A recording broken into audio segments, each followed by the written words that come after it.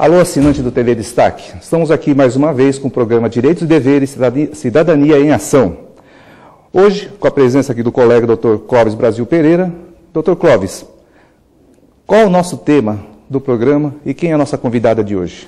Bem, doutor Cazu, hoje temos um tema de grande importância, de grande relevância na área do direito de família, mais propriamente ligado à alienação parental. E para nos ajudar nessa reflexão, ampliar o debate, para que possamos entender um tema que é um assunto que começa com muita força na legislação, nós temos conosco a doutora Adriana Brotti, advogada, professora em cursos jurídicos, especialista em direito de família.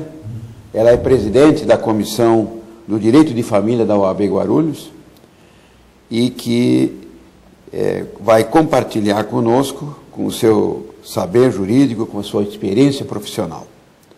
Doutora Adriana, seja bem-vinda ao programa TV Destaque, Direitos e Deveres, Cidadania em Ação.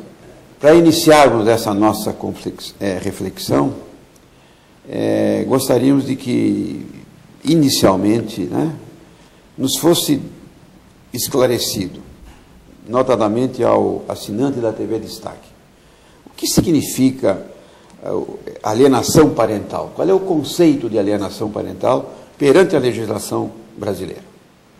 Bem, é interessante fazermos inicialmente um breve histórico sobre alienação parental, porque esse termo alienação parental é um termo utilizado pelo psiquiatra norte-americano Richard Gardner, isso em 1985, no qual ele utiliza esse termo para fazer justamente o quê? Definir a situação na qual o pai ou a mãe rompe os laços afetivos com o outro genitor. Então ele vai treinar a criança para romper esses laços e ao mesmo tempo vai criar sentimentos de mágoa, de rancor e outros ressentimentos, dentre tantos outros. Então o que ele fez? Ao longo dos seus atendimentos ele foi catalogando esses sinais. E à medida em que ele foi fazendo isso, então é por isso que nós chamamos de síndrome de alienação parental, porque se trata de um conjunto de sintomas que configuram essa patologia. Doutora Adriana, essa alienação parental, juridicamente, ela é vista sob uma forma fria da lei. Como é que nós podemos, assim, dizer ao assinante o que seria uma alienação parental na prática? Então, na verdade, a alienação parental é uma desqualificação de um dos genitores. Então, um genitor, geralmente o genitor guardião, ele vai fazer uma campanha de desqualificação do outro genitor. Então, é uma programação para que a criança odeie o outro pai ou a mãe, de forma injustificada. Isso seria assim só em caso de separação ou pode haver na constância do casamento? Na constância do casamento também pode acontecer, de uma união estável, ou seja, durante a convivência do casal. Então, isso acontece principalmente quando um dos pais adota o filho como sendo seu confidente. Então, isso é uma situação bastante perigosa, por quê? Porque a criança vai se aliar a um dos pais e automaticamente vai excluindo o outro. O doutor Cazu falou na constância do casamento, da união estável, a doutora Adriana esclareceu isso. Agora, com o desfazimento do casamento, a alienação, o estado de alienação pode continuar. Aliás, ele é muito mais, me parece que ele é muito mais presente. A criança termina sendo usada, muitas vezes, para satisfazer o interesse de um dos genitores.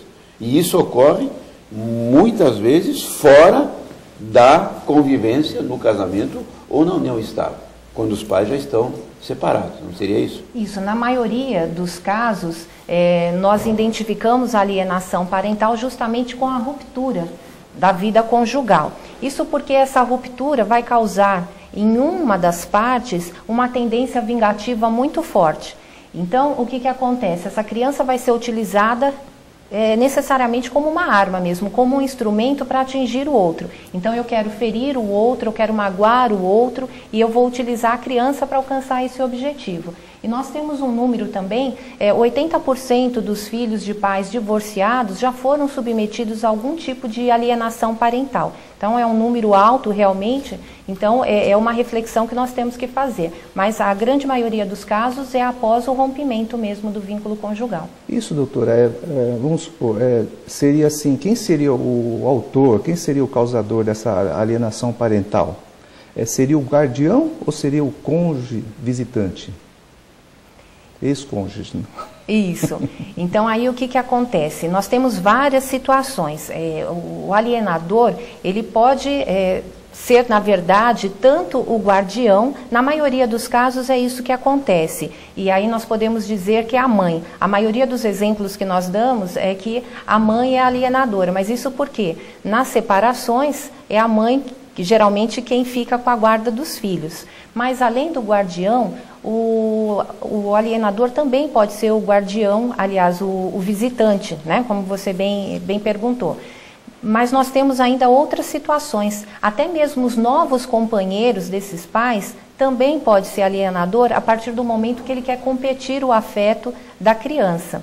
Os avós também podem ser alienadores, terceiros de uma forma geral, aí incluindo tutores, babás. Então nós temos realmente uma vasta situação aí para ser explorada. Doutora Adriana, com a sua experiência e propriamente a doutrina e a legislação, como é que define quais são os sintomas que surgem, que ocorrem, que apontam para a ocorrência da alienação parental? Como é que isso pode ser detectado? Como é que uma visão assim para o telespectador? Então, a alienação parental, ela pode se configurar de diversas formas. Então, de acordo com a legislação, nós temos ali um rol exemplificativo. O que nós temos? Nós temos a campanha de desqualificação do outro genitor, nós temos a dificuldade de comunicação, né, do visitante com a criança ou adolescente. Nós temos também a dificuldade de contato, de visitação. Muitas vezes acontece também denúncias, né, de relatos falsos a respeito do outro genitor e muitas vezes até mudanças de domicílio injustificadamente. Então, o guardião muda-se para algum local distante sem qualquer justificativa, apenas para dificultar esse contato entre pai e filho ou mãe e filho. Doutora, só voltando novamente ao caso eu quero descobrir quem que é o culpado. Nós estávamos conversando aqui antes do programa, a doutora inclusive me comentou sobre uma novela recente que passou e que houve um episódio em que se discutiu abertamente sobre o tema. Não sei qual a novela, qual a cena, né?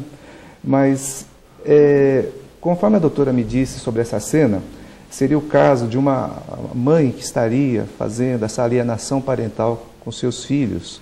Eu faço uma pergunta, assim, para o desenvolvimento da criança, né? Nós podemos afirmar que o pai ou a mãe seja mais importante para esse desenvolvimento? O desenvolvimento sadio da criança depende tanto do pai quanto da mãe. A criança pertence aos dois. Então, em hipótese alguma, nós podemos falar que um seja mais importante que o outro. Nessa situação da novela que nós comentávamos, então, o que é interessante destacar? É que aquela criança era utilizada como arma realmente para ferir o pai, para deixá-lo com sentimento de culpa por ter se separado da mulher, e ela conversa com essa criança assuntos de adulto. Então isso é bastante complicado, porque criança tem que ser criança, né? Então ela tem que brincar, ela tem que estudar, mas para a formação, para o desenvolvimento dela, é muito prejudicial você levar questões mais emblemáticas para ela, né? Como a dissolução da união, porque o que acontece? Ali é a separação do casal, homem e mulher, e não dos pais. Os pais são para sempre. Então foi levado uma questão assim muito complicada, muito difícil para o universo infantil. Então a cena, né, na novela, ela é assim muito chamativa, justamente por isso, porque nós vemos uma criança absolutamente sensibilizada por um assunto que ela realmente não faz parte. O assunto, vocês estão percebendo, é de grande importância e é muito atual, né, e presente em muitas situações do nosso cotidiano. Para contatar o programa e mandar a sua sugestão, pergunta, elogio, crítica, você pode usar o nosso e-mail presidencia@oabguarulhos.org.br ou secretaria-geral@oabguarulhos.org.br, ou ainda fazer contato através do nosso telefone 2468-8199, ou diretamente na Casa do Advogado, a Rua Luiz Facine, número 16, Centro, em Guarulhos. É isso aí, pessoal. Nós vamos para um breve intervalo. Aproveite para conhecer os nossos apoiadores. E você que quiser ser também um apoiador deste programa, desse projeto, por favor, faça contato pelo telefone 9383-4727 com Marlon Lelis. Voltamos já.